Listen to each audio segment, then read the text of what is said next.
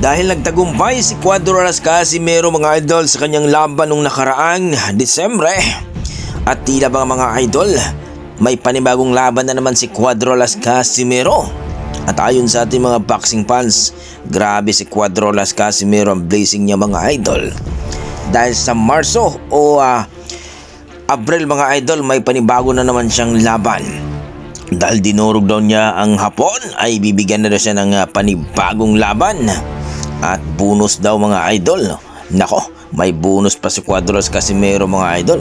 So hindi naman sinabi mga idol kung sino talaga ang makakalaban ni Cuadro Alas Casimero, bagamat itong kanyang promoter na nagsabi, no? Nagpost ito, sino ba ang gusto niyong makakalaban kay Cuadro Alas Casimero, ang nag-isang angas ng Pinas. So ayon sa ating mga boxing fans yan mga idol, na si Nery ang kanilang napupusuan.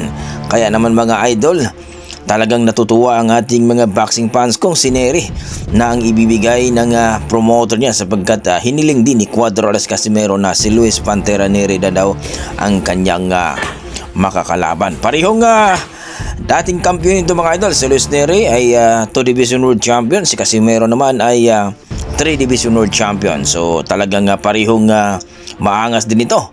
No, tinatawag nga itong bad boy ng Mexico itong si Nery, kaya hindi ito basta-basta. Siya lang naman ang nakapagpagapang ni Naoya Inoue nung dinepensahan ni Naoya Inoue ang kanyang titulo sa WBC sa Super Bantamweight Division mga idol. Pero natalo itong si Nery. Kaya ito mga idol, grabe. Kung matuloy itong laban ni Nery versus Casimero, isa ito sa mga napakalupit na kasaysayan na mangyayari, na isang bad boy at isang maangas ang ating pambato na si Alas. So umaasa ating mga boxing fans mga idol na sila na talaga ang maglalaban sa buwan ng Marso o Abril mga idol. Kaya abangan natin ito mga idol kung talagang magkasundi itong si Nery at si Casimero. Isa lang naman ang kanilang promoter mga idol, so hindi na ito posible na mangyari. So kaya mga idol, todo ensayo na itong si Cuadro Alas Casimero mga idol.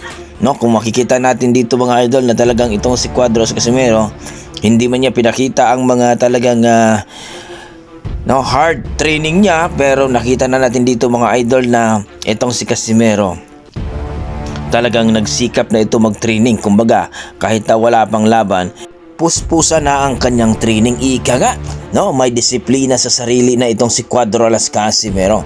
Yan ang ating mga talagang hinahangaan ni Cuadro Alas Casimero mga idol, sapagkat kapag mag-training ito ay talagang seryoso talaga mga idol. So abangan natin yan, si Cuadro Alas Casimero mga idol, sa kanyang papalapit na laban. So exciting na naman ang ating mga boxing fans mga idol. Nako, kung itong si Nery mga idol na makipagsabayan daw kay Cuadro Alas Casimero, ay sigurado may kalalagyan daw ito. So kayo mga idol, anong masasabi nyo dito kung sakaling matuloy na ang laban ni Nery at ni Casimero? Sa kabilang banda mga idol, nako, Ryan Garcia versus Mario Barrios mga idol. Napakagandang laban ito mga idol.